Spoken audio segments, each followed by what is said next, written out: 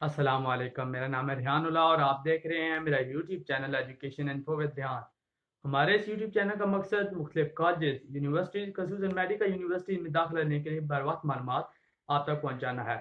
अगर आप भी किसी कॉलेज या यूनिवर्सिटी में दाखिला लेना चाहते हैं तो हमारे इस चैनल को सब्सक्राइब कर लें ताकि आप तक बर वक्त मालूमात पहुँचती रहें।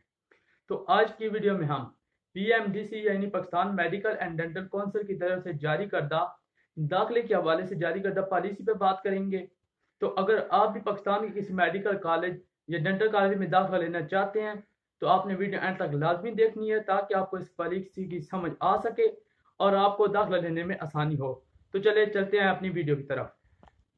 तो आज हम दाखिला का शेड्यूल PMDC की तरफ से जारी करदा हदायत और दाखिला पॉलिसी के साथ साथ हाउस जॉब की पॉलिसी और उनके दिए जाने वाले स्टीपेंड पर बात करेंगे। तो सबसे पहले एडमिशन पॉलिसी में एलिजिबिलिटी क्राइटेरिया पर नजर डालते हैं। तो अगर आप पाकिस्तान में किसी भी मेडिकल या डेंटल कॉलेज में दाखिला लेना चाहते हैं और आप पाकिस्तानी नेशनैलिटी रखते हैं तो आपको MD-CAT का टेस्ट देना होगा और इसे पास करना लाजमी होगा।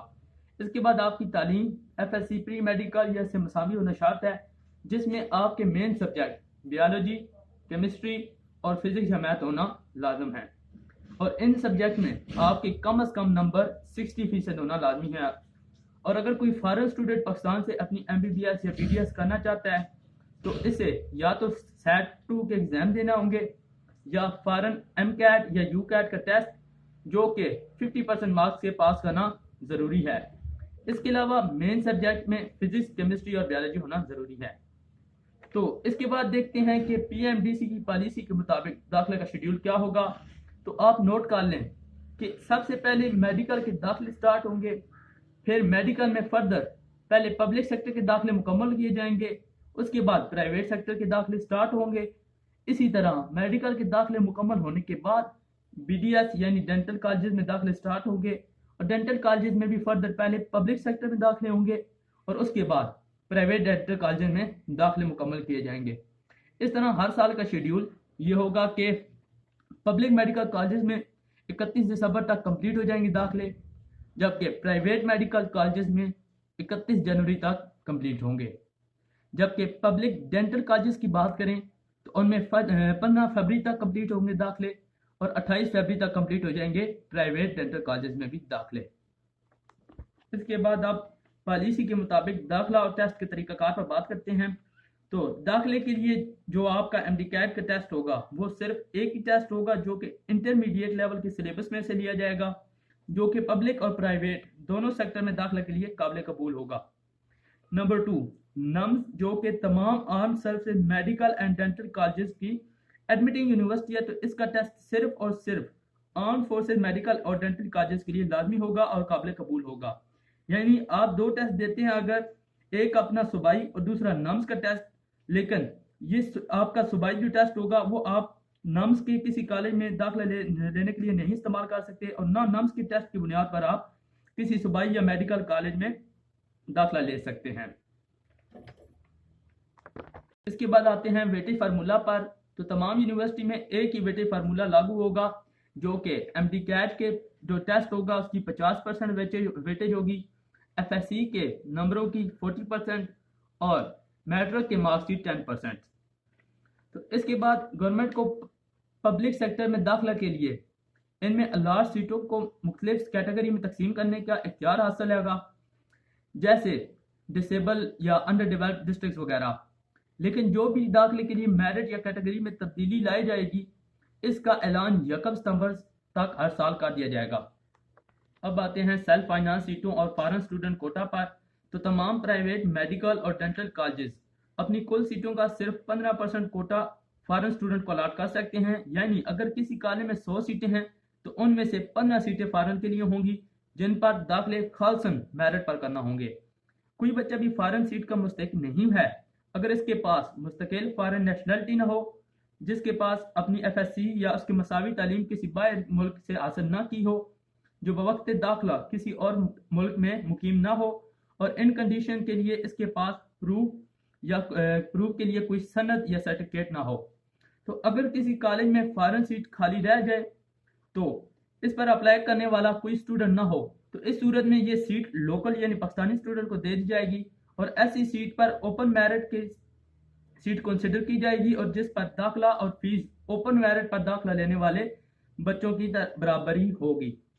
जो सालाना फॉरेन या सेल्फ फाइनेंस सीटों का कोटा है तो अगले साल कैरी फॉरवर्ड नहीं हो सकेगा और किसी कॉलेज को ये इख्तियार नहीं है कि वो 15% से ज्यादा फॉरेन या सेल्फ फाइनेंस सीटों पर दाखिला करे। अब आते हैं दाखिला के तरीकाकार पर। तो हर साल दाखिला ऑनलाइन पोर्टल पर खालसन मेरिट की बुनियाद पर होगा। नीज मेडिकल और डेंटल कॉलेज के दाखिले अलग अलग किए जाएंगे। हर बच्चे को मेडिकल और डेंटल कॉलेज में दाखिले के लिए अलग अलग अप्लाई करना होगा और अगर एक स्टूडेंट किसी एक प्रोग्राम में दाखिले के लिए अप्लाई करता है तो इसे दूसरे प्रोग्राम में दाखिला हरगिज नहीं दिया जाएगा।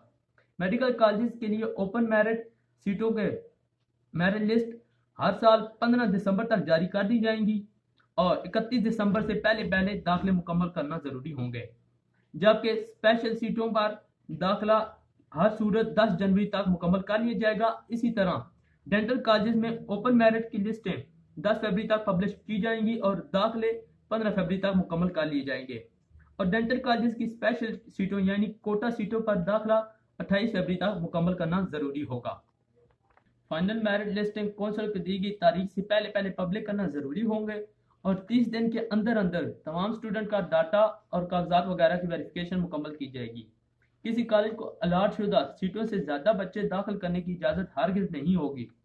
कॉलेज वाइज एडमिशन लिस्टें डिस्प्ले होने के बाद हर बच्चे को फीस जमा कराने के लिए 3 दिन का टाइम दिया जाएगा। अगर कोई बच्चा इस पीरियड में फीस जमा नहीं करवाएगा तो इसका दाखिला कैंसिल कर दिया जाएगा। इसके बाद वाले बच्चे का नाम मेरिट लिस्ट में डिस्प्ले कर दिया जाएगा।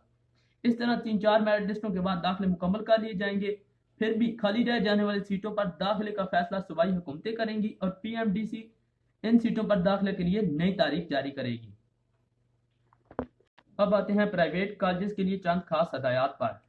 तो पीएमडीसी की तरफ से प्राइवेट कॉलेज के लिए जरूरी है कि वो अपनी वेबसाइट पर तमाम फीस और फंड की डिटेल पब्लिश करेगा और प्राइवेट कॉलेज की किसी स्टूडेंट को डोनेशन बेस पर दाखिला हरगिज नहीं दे सकते। इस पर प्राइवेट मेडिकल कॉलेज की तरफ से एहतजाज भी हो रहा है, लेकिन ये इकदाम स्टूडेंट के लिए काफी मुफीद है। तमाम प्राइवेट कॉलेज अपना दाखिला ऑनलाइन पोर्टल के थ्रू करने के पाबंद हैं।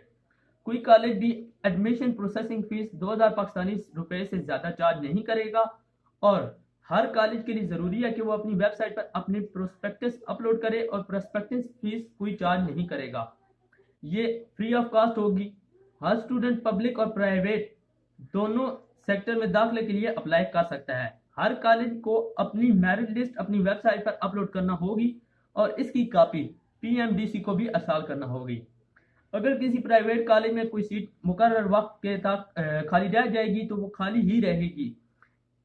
इस पर कोई और फर्स्ट ईयर के स्टूडेंट को एडजस्ट नहीं किया जा सकेगा। फर्स्ट ईयर में कोई बच्चा अगर चाहे वो एमबीबीएस का हो या बीडीएस का हो तो इसका ट्रांसफर नहीं किया जाएगा। अगर कोई बच्चा किसी और कॉलेज में दाखिला ले लेता है तो उसे रिटन फॉर्म में अपने कॉलेज को अपने दाखिला की इतला देना होगी। तो अब बात करते हैं डॉक्यूमेंट और बायोडाटा की वेरिफिकेशन की। तो तमाम एडमिटिंग यूनिवर्सिटी दाखिला लेने वाले स्टूडेंट का डाटा और डॉक्यूमेंट्स को वेरिफिकेशन करने के पाबंद होंगे, जैसे मैट्रिक का और इंटरमीडिएट की सनद सर्टिफिकेट वगैरह वगैरह। जिन बच्चों का डाटा वेरीफाइड हो जाएगा तो सिर्फ इन बच्चों को यूनिवर्सिटी की तरफ से पीएमडीसी में रजिस्टर किया जाएगा। बाद में अगर कोई कमी पेशी निकलती है तो एडमिटिंग यूनिवर्सिटीज की जिम्मेदार होंगी। हर मेडिकल या डेंटल कॉलेज में दाखिला लेने वाले स्टूडेंट को एज अ मेडिकल या डेंटल स्टूडेंट ही रजिस्टर किया जाएगा। इसका आईडी कार्ड नंबर ही इसकी डिग्री मुकम्मल होने तक इसका रजिस्ट्रेशन नंबर तस्वर किया जाएगा। इसके बाद बात करते हैं रजिस्ट्रेशन फीस की। तो जिन बच्चों को रजिस्ट्रेशन नंबर अलॉट कर दिया जाएगा तो वो पीएमडीसी को सालाना रजिस्ट्रेशन फीस बजाते खुद या अपने कॉलेज के थ्रू पेमेंट करेंगे। किसी भी वजह से दौरान तालीम या प्रोग्राम से आउट होने वाले बच्चे अपनी रजिस्ट्रेशन फीस वापस तलब नहीं कर सकते, ये नॉन रिफंडेबल होगी। अब आते हैं हाउस जॉब पर। तो सबसे पहले एलिजिबिलिटी क्राइटेरिया की बात करते हैं। तो जिस भी स्टूडेंट को अपनी यूनिवर्सिटी वेरीफाइड करती है तो इसने अपना कोर्स मुकम्मल कर लिया है तो हर ऐसा स्टूडेंट प्रोविजनल लाइसेंस और हाउस जॉब के लिए अहल तस्वर होगा। इसे यह हक हासिल है कि वो किसी भी टीचिंग हॉस्पिटल में जो कि पीएमडीसी की तरफ से मंजूर शुदा है उनमें दाखिले के लिए दरख्वास्त दे सकता है। हर ग्रेजुएट स्टूडेंट अहल है कि इसने जिस कॉलेज में अपनी ग्रेजुएशन मुकम्मल की है तो इससे मुहल्लिका मंजूर शुदा हॉस्पिटल में हाउस जॉब के लिए दाखिला ले सकता है, और किसी भी हॉस्पिटल जो कि इसके कॉलेज से मुल्हिक था तो इसकी दरख्वास्त रद्द करने का इख्तियार नहीं होगा उसे। और हर बच्चे को अब यह रिजल्ट आउट होने के 10 दिन के अंदर अंदर किसी हॉस्पिटल को हाउस जॉब के लिए दरख्वास्त देना होगी। हर स्टूडेंट अपने कॉलेज से मुल्हिका अस्पताल के अलावा भी किसी और अस्पताल में हाउस जॉब के लिए अप्लाई कर सकता है। अब आते हैं हाउस जॉब के दौरान दिए जाने वाले स्टीपेंड की तरफ। तो हर public teaching hospital house job करने वाले स्टूडेंट को गवर्नमेंट की तरफ से जारी शरह के मुताबिक हर माह स्टीपेंड पे करने के जिम्मेदार होंगे। ऐसे ही प्राइवेट हॉस्पिटल में भी हाउस जॉब करने वाले स्टूडेंट को भी स्टीपेंड देना लाजमी होगा, और जो कि पब्लिक सेक्टर के हाउस जॉब करने वाले स्टूडेंट के मसावी होना लाजमी है। पीएमडीसी की तरफ से फुल लाइसेंस लेने के लिए हर स्टूडेंट को कम अज कम 1 साल हाउस जॉब करना जरूरी होगा, तो इसके बगैर इसे फुल लाइसेंस जारी नहीं किया जाएगा।